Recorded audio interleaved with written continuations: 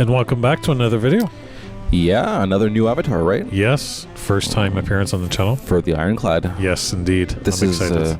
I don't know if I haven't seen any lists online, to be honest with you. I just kind of read his ability and kind of built. These are both like decks that I built, right? So yeah, I don't know. I mean, I just kind of Annie mentioned using Searing Truth with him with the Ironclad. Yeah, it makes sense. Damage when you draw. Yeah. So I said, yep, and then I just kind of went from there and built it. What's this? Yes, it's our playmats. Yes, as we've been mentioning, if you've been following, and if you're new, well, we've got some custom playmats. Yeah, we have our Evil Red and Otherworldly, which is the new edition. New edition. So, and if you want to order, get yours now. Video links are available in the description. Yeah, for sure. Yep. So let's talk about your deck here, or decks. What's this? So the first thing we have here is Ironclad. So yeah, basically using this concept of, hey, find things that deal damage to you as a drawback, but take less of it. Yeah, take less of it because of the Ironclads take 2 less damage. Yeah. So yeah, I started with Searing Truth, of course, and I was thinking stuff like,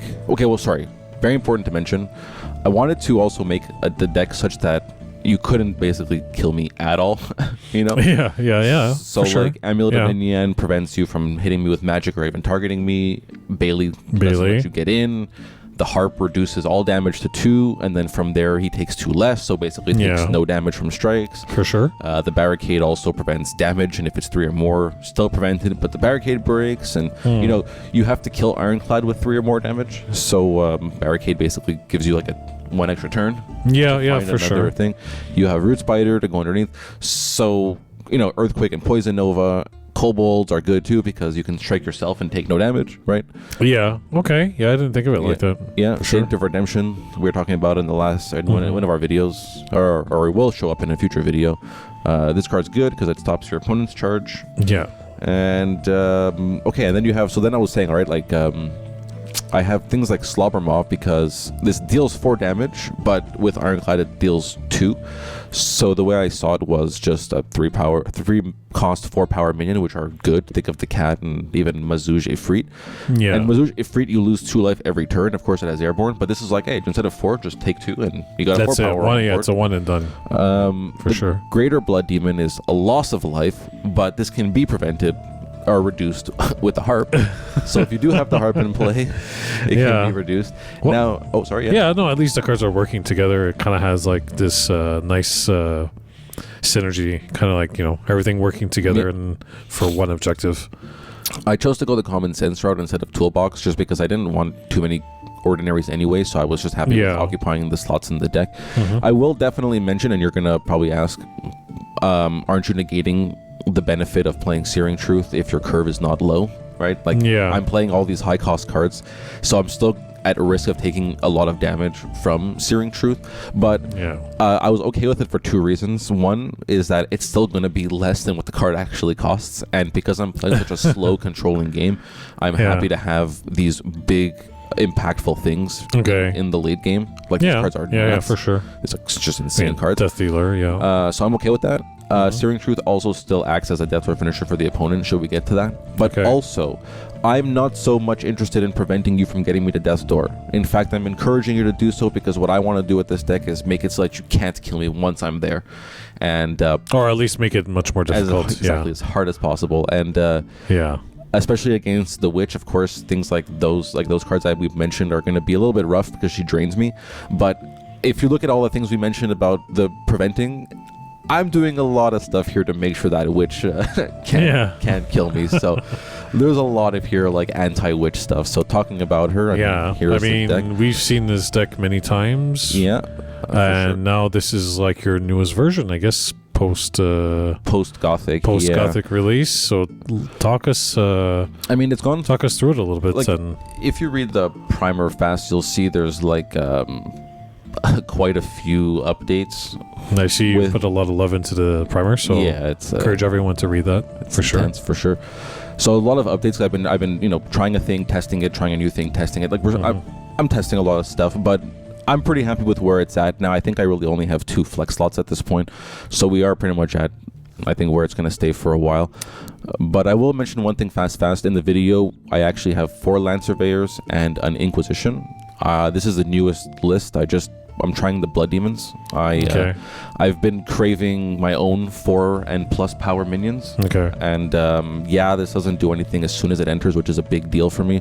Like, I really want cards that are instantly impactful. Yeah, for sure. But I've played with and against the demon, and outside of it being infiltrated, I think that 6 power is enough to mitigate the fact that it doesn't do anything immediately, because if it's not dealt with right away, it one strike alone plus the witch is almost half the opponent's life. And it's a gamble that you're willing to take. Yeah, it's a gamble that I'm willing to still test. It's still, like, if you read the primer, the update even says I'll either delete this update or go deeper into details with more data, because like I'm still not sure. And it's rough too, because I've always mentioned that I'm playing Earth because it's the best support for Witch in my opinion, and one of those is the Land Surveyor, Kettletop, and Frontier Settlers type of cards. So it was painful to cut the 4th to the 3rd, but I think with 3 or 4 your chances of still seeing them early are relatively similar.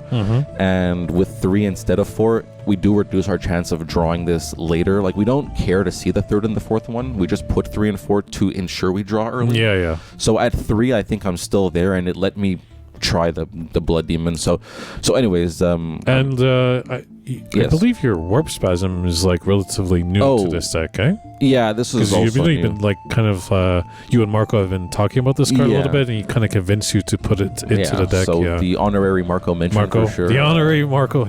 You're welcome, Marco. Yeah. So this was his idea actually. I mean, it is what it does, and it's just the idea is like now with just more minions that have interesting ways of actually dealing damage and staying alive because of their good power. It looks more viable, and just being able to clear, especially like a bunch of skeleton tokens with it, right? We'll jump to the game, but just to be able to kill a bunch of skeleton tokens and still attack is like makes it really good just for like necro purposes. And I mean, whatever, anything that can survive for 1 turn and gets into a 6 or 8 power, and God forbid you give it to the Greater Blood Demon and it attacks for 12, right? Jesus. Dear Lord. One of the attack for 12 and then drain for 2. Drain for 2, yeah. That's thinking about that. That's actually pretty scary. Yeah, well, I mean the like the 12 damage for sure obviously is scary on its own. Yeah. But I mean it is what it is. But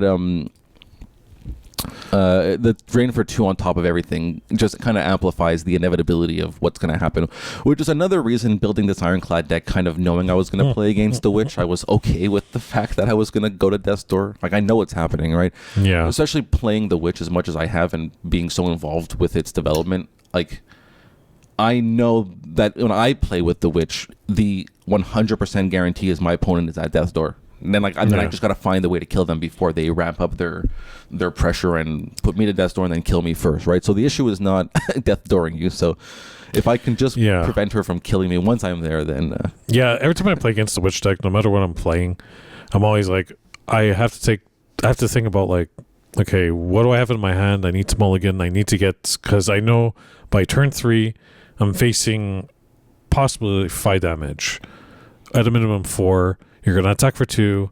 You're going to drain for 2. You're going to attack for 3. Drain for 2. You know, and so I know my time. I got to do something by turn 2, turn 3, or else I'm going to be at that store really quick. So, and it's pretty frightening, honestly. It's definitely one of those avatars where when it does its thing, it could really do... They could do it quickly. You see, that's the thing. You see, when you say when it does its thing, and I want to actually say, like, that's why I love the Witch so much, is because it always does its thing. Its thing is going to Death Door you. The issue is, like, what I'm saying, like, finishing the game. So, like there hasn't been a game where she hasn't done her thing. Like, that's why I love the Avatar so much, sure. right? She's not perfect. There's no claim to her being perfect. Like, if I have to face consecutive 4-power minions, like, you play cat on turn 3 and then a stag on turn 4, and like that's really, really tough for me to beat. So like, it's not 100% perfect deck. It's just that it will do its thing every time in terms of draining you down to so we were talking earlier about you being sad having to cut Land Surveyor, and I mean, we're seeing here that you're getting the Land Surveyor pretty early anyway, so well, no, so she is playing 4 in this version, In the video, there's still 4, but it's just the point. Like, we definitely, like, this is a card we wanted. We definitely want to see this on turn 2. So maybe it's the wrong card to go down 1 on. Maybe file imp. Yeah. But I don't know. I've been really wanting damage because, again, like the Death's Door thing, right? I'll be happier when the game goes a bit longer to draw that 4th Vile Imp than the 4th Land Surveyor.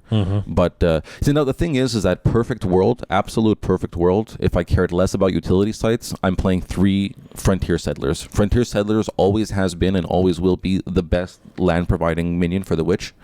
And the only reason I'm not doing it is because like we said, the double Earth requirement on turn 2 into double Fire requirement on turn 3 is tough. It's too taxing when you're playing all these utility sites that are not like the new active Volcano and stuff like that. Yeah. So I can't play this the Frontier Settlers. Yeah. But if I was, they're exceptional and they're at 3. So I'm okay with playing 3 land providers, site providers. Yeah. You understand? Okay. So, yeah, it makes sense. Yeah. So okay.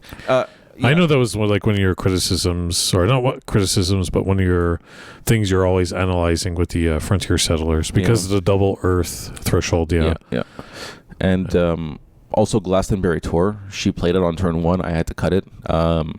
It's in the primer also, but there was a game where I needed to play on square 12, let's say, like into his territory to deal with a thing to maintain my tempo, and it forced me to draw a site. So already it was rough because I needed to draw that site that turn. And then when I drew the site, it ended up being Glastonbury Tour, and I wasn't able to put it where I wanted to because it wouldn't give me the mana that I also needed, right? Yeah. So, and honestly, the game shifted from that exact moment. And I even wrote, like, no matter how much of a freak accident that might be, I'm not putting myself in that position ever again. Yeah, because, so, I mean, your opponent could use Earthquake and then just shift your... Statue, yeah, so... And also, it's one more non-ordinary site. I think I put a desert, so, like, it's just one more ordinary site that still does. So here, as the Ironclad, I just want to say fast, I decided to not let her come into 12. Ooh, poison. Well, okay, so you're taking what, 2? 2, yeah. But see, like I met her in the middle, despite giving her 1 free damage, because I knew I was going to play Bailey to stop the next thing. So the bridge, I don't mind about that bridge, right? Because Bailey is there now. Yeah, for sure. I built onto 19 instead of 12 in hopes that I would find a Gnome Hollow or something else to go there first.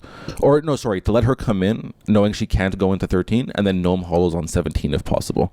Okay. I mean, that's what I'm trying to do. That's the ideal, yeah, for sure. Yeah.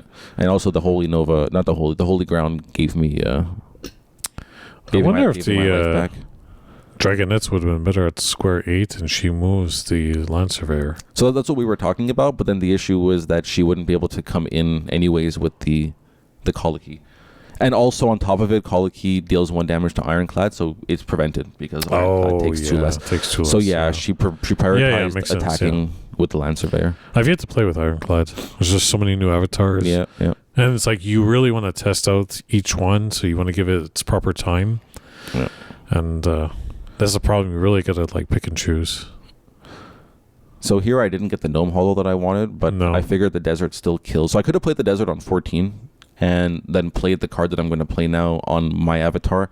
But I didn't want her, again, I didn't want her to actually come in, right? That's also why I met her on 13. I don't want her physically right next to my avatar. And this also now threatens to attack her for 6, right? Like she needs to put 2 minions into this thing. And if she doesn't, then I've got that 6 power, which is just such a presence on the board. So I crossed my fingers, I crossed my toes and my butthole, and I said, clench. No, please. Infiltrate. No infiltrate. Please, do it. Do it. I want to see it. Yeah. And she had infiltrate. So love it. If you are playing this Witch deck and your opening hand is questionable card, infiltrate, keep infiltrate. If your hand is good card, questionable card, infiltrate, keep infiltrate and good card. keep infiltrate. The tempo this provides, especially if you go first, the tempo this provides in conjunction always with the drain. It's I feel like a lot of fire decks where you're like, okay, what am I gonna put into it? Usually the first card is Morgana. Yeah. I find myself infiltrate being like the second or third. It does change the tempo. Like I was playing against Marco again, and I had Logbog Cat, and then he just played infiltrate, and it just changed the tempo from there. Yeah. So this card, pretty powerful stuff. Yeah. So here I'm in a lot of trouble because I could just go to door now if she just attacks with the with the Greater Blood Demon. So another reason why I was okay with playing the demon in case it got infiltrated was because I also knew I had the Earthquake to get rid of both minions on the next turn. Yeah. So yes, I lost 4 to my demon just to get it infiltrated, and I'm at 8 already. So again, I know from playing that witch deck and writing all about it that when my opponent's below 10, they have no, like, it's like you are 100% now. You will be at death's door before you put me there. Depending on the scenario too, but that's what I'm saying. I'm at 20. My opponent's at less than 10. With my drain and my top decks, like, you are going to death's door before me. That is going to happen. It doesn't mean I win. I've lost plenty of times versus decks that just top deck insane while I'm looking for my death's door finisher. So, like, again, no perfect deck, but death door is coming. But it's okay. Like I said, with the Ironclad and how I built it, right? I don't care. That's what I'm expecting. That's what I assume. But you need to kill me. A, it's going to be hard for you in general, and B, Harp, Amulet, Spider, Amulet, Barricade, Spider, what was the other one? Barricade, Harp. There was one more. Bailey. Okay. Yeah. So, I mean, look, those are all artifacts. So, Toolbox or Common Sense for Dispel is real. Yeah, I was going to say, but it's great to have all these things to barricade yourself in, but like one card, this like destroys it all. Yeah, so but I mean, listen, a Spider is still there. Spider will prevent attacks at least, right? So Spider is good. Then you have to have projectile, direct damage, and it can't be projectile because it's one at a time from firebolts. Let's say, for example, not all projectiles are one at a time, but but the ones that are that we think about mostly. Yeah, you have to. Yeah, I think when I played, it's actually good to keep in mind as the Ironclad people who are interested in Ironclad. When I played the, so imagine if I did have a Gnome Hollow on 17. Centerfee is such a sweet addition to aggro decks. Yeah, I have this in the Realm Eater deck actually. I'm testing it out. Yeah, good. But yeah, just so I when I played the Greater Blood Demon, I actually have Harp in my hand. But because I went second, I was just behind already on the tempo, so I had to just maintain. So you might actually want to mulligan the Harp when you go second, which is a crazy thing to say maybe, but it might just be too slow to react to boards. I'm not sure. As I'm saying, I kind of doubt myself a little. The card goes a long way with protecting your avatar. Yeah, it does. Because you lose life when they attack sites. So maybe I could have played it actually instead of the demon and let her attack for 3. I would have taken just 1, and then the next turn But then just to get infiltrated anyways, I don't know. Because then that felt bad. Like if I played Harp instead of demon on that turn, then instead of infiltrating me, she'll maybe play another minion, and then next turn infiltrate. Now she's got 2 minions plus my infiltrated demon. So maybe I think demon actually was correct. I think so. Here's a risky decision. The Omphalos? I chose the Omphalos because the cards in my hand would, like maybe block a minion, maybe stop a thing for a turn. But with me at 6 and her draining this turn, so 4, and then the next turn 2, I'm going to Death's Door in 2 turns, 3 max anyways, that I figured since my plan is already to just not die when I'm at Death's Door, let me put the card in play that can find me more to get more answers and really keep me alive kind of thing. So I arguably should have played the Omphalos on my avatar site in case I find Spider, right? Yeah, that is true, because it has to be summoned to that location. So so placement questionable, definitely questionable. Yeah, I experienced that when I first the Omphalos, like the placement. Right, Saracen Raiders. So even if I played a blocker instead of Omphalos, right, 1 attack gets blocked, then the Centerfee attacks for 2, and the Saracen attacks for 3, and then the Drain for 7, or even with the Land Surveyor attacking for 1, 4, 2, 6. So like door is coming. So let me go longer. No, you're at door. That's I'm saying, to justify the Omphalos play, despite how slow it is when you're behind on board. Right, Omphalos is very slow when you're behind on board.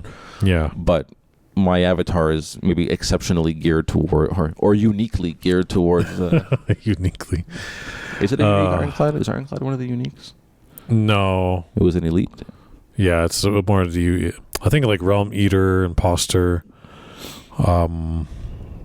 Duplicator, Magician. No, I think were the 4. Okay, So here I move Perhaps Blade Dancer? Blade Dancer. No, definitely not. No. So I move over to the Omphalos and I try to cast the Barricade, but then I remembered that Omphalos can't cast artifacts. No. So you can see it on the board. But I also had it in my hand. So I was like, well, while I'm here, let me just play the one from my hand. Yeah. And then I secondarily remembered that the harp is... like I actually was doubting myself in the moment for some reason, even though like the whole deck is built around it. So you're gonna see like the game kind of stops for a minute here. I think what time are we at? Yeah, I think it resumes like at 22, so the next like minute and a half, where I'm just searching my phone as you just saw, just to make sure that harp truly makes like first reduces your attack to 2, and then my Ironclad reduces it to 0. I wanted to just absolutely make sure, because the choice was either play the Barricade or just get the harp in play. And like, I know my witch deck only has Firebolts, and the other projectile or damage direct is Flame Strike from the Flame Strike. Yeah. So she has to still move in, which buys me. Is that in your main deck, or is that Toolbox? I have Toolbox. Okay, Toolbox. Yeah. So like, I figured if I just play the harp instead, then like no attacks ever can, because if she has another Saracen Raider, the first one breaks the makeshift, and then the next one kills me. So harp negates 12 Saracen Raiders, right? yeah, so for sure. But you're not playing Toolbox in Ironclad. No, I'm playing Common Sense. No, Common Sense, yeah. Makes sense. Also, yeah, I mean, I don't know if there was like a direct... Yeah, I was saying in the deck tech, like, I only wanted to play 2 or 3 ordinaries anyways. Yeah, so I figured I'd just put them in the main deck. It occupies 5 slots. It's not the end of the world. And I can actually draw them, so... but yeah, so outside of attacking me, the projectile game is weak from the Witch. Consider it's only weak because I'm Ironclad, so I wasn't worried about that. And then I just know that the other thing she's got is Silver Bullet for Searing Truth or Courtesan Dice. So like, I can't do anything about those anyways. So I was like, let me just stop the highest potential of threats, which is direct attacking. So I went with the... So I hope that rambling took up enough time that now we're back in the game and I make the harp decision. So it's great because even with Jihad, we were like, oh, no, it's okay. Just, play Jihad and Saracen will be 1 power stronger and then it'll kill me. It's like, no. It can be a 1,000,000 power minion. The harp. Yeah, it's reduced to 2 and then 2 to 0, so regardless of the power. I'm also racing to find the amulet because the amulet will prevent Searing Truth. Hopefully that the Omphalos doesn't draw the amulet, because then you can't cast it, so that's it's a concern. There are 12 artifacts in that deck. Usually when I play like any of the Omphalos, I try to reduce my artifacts, just because if it draws it, I can't cast it. So it's kind of... Yeah, I'm okay with the gamble because I figure 48 cards is still a good odds. Oh, do you see Lisette's hands there? Yeah. She went to attack with Jihad exactly as we were talking, and when we realized it doesn't work, she put her hands like, cut that. Just cut that. Yeah. Okay, well, we figured still play it because like you can play minions there, right? Like I mean Violent again only does 2, but like that kind of idea, you can still summon things that don't strike. Yeah. This is usually where the frustration sets in for my opponents, because it's like like literally if I don't draw I could vouch for that, Yeah, I could vouch. But it's like if you don't draw the exact thing you need against this now, it's like, what's your plan? Your projectiles can't do anything. Your minions can't come in. Oh, there have been many games where I was like, oh, this mofo is this guy. Why did I ever talk to him? Why am I talking with him? Why am I even... I should have played with Marco. Just kick myself out. Yeah. I'll see myself out. Never mind. Yeah, but it's Golden Harp definitely making it difficult for the opponent right now. I mean, there's always answers, like you said. Dispel, nothing's perfect. Yeah, of course, Cynthias, but at least if I can find my spider now and I can put a spider underneath, then I'm safe from Dispel to a certain extent from the harp, because the harp dies, but spider still prevents attacks, right? Yeah, it disables everything above. So as soon as you enter, you become disabled and don't strike. Yeah, so it would just be rude if there was a swap being played. Obviously, the witch is not playing water, but yeah. So there's things like that too that make me a bit concerned for this approach with Ironclad, swap being a real thing. Yeah, that's true. I mean, there's always that. So, like you said, there's no perfect deck. I get it. So you try to build that, the one that you enjoy. I'm really enjoying Enchantress for some reason this time around. Even though it's one of the older avatars, it's really good. Yo, it got a lot of auras this set. Oh yeah, Acid Rain, Fear of Animosity. Okay, well wishes do come true. Right, so we got 2 out of the 3 pieces. We just need to find that amulet now, and then turn off. Because if I find amulet, I turn off Searing Truth also, right? So come on. Now there's arguments that I could have put the spider underneath the Saracen, because I already have the harp. But this is just, I guess, insurance from Dispel. Yeah, that's true. So also, I want to say the strategy with Witch used to be get you to death's door and then tax you. Lately, I've actually been drawing sites. If you can find your Rift Valleys or your sinkholes, those are much more relevant for actually trying to end the game than just taxing, especially when your opponent's got 7 mana anyways. Yeah. So I highly encourage the new approach. Get to death's door with the Witch and then start tapping to draw sites. You have what, 6? Courtesan Thighs. Speak of the devil, and the devil shall appear. Yeah, so she found it. So now, we'll see it. I'll let her do it. But I mean, or hey, maybe you can figure it out. How would you kill me? But it's pretty. I think it's pretty simple here. Yeah. She just has to drop the. Just drop the harp. Drop the harp and then attack the Saracen. Yeah.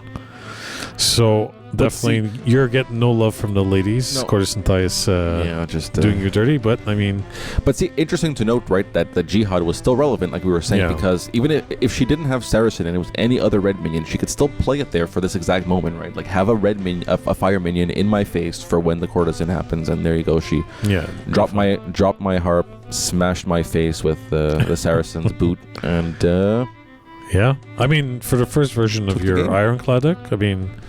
Oh no, I think it's wonderful. I just think Witch is insane. I think it's most underappreciated, overlooked. I'll talk to Eric's team and be like, ban the Witch. Yeah, ban the Witch. No, but for sure, I think I'm actually quite happy with the Ironclad build. Maybe I would reduce some artifacts to make Omphalos a little bit less awkward, but the unique argument works both ways. Like, it's a unique. Am I going to see it every game? Like, I think maybe 4 makeshift barricades is a bit much. It's a bit much, but I think there's probably some. You can go down to 3 or 2. I'd say probably even Whiteheart is good, but with experience playing with that, it's good in Savior. It's good in Savior. Ward. Yeah, if you give it ward, so. But anyways, definitely cards that could be changed around. And you could lower the curve too to make Searing Truth actually. But anyways, I don't know. I just want to have if I'm going to play a slow control game, then and we were even talking about it, or you're going to hear it in the next Savior game. It's like when we get late and the game goes long, you need to draw impactful stuff off the top. You can't be drawing these low cost, low end things. So, anywho, hope you guys enjoyed both the Witch and the Ironclad, and there's always more coming. Yeah, we'll see you in the next one.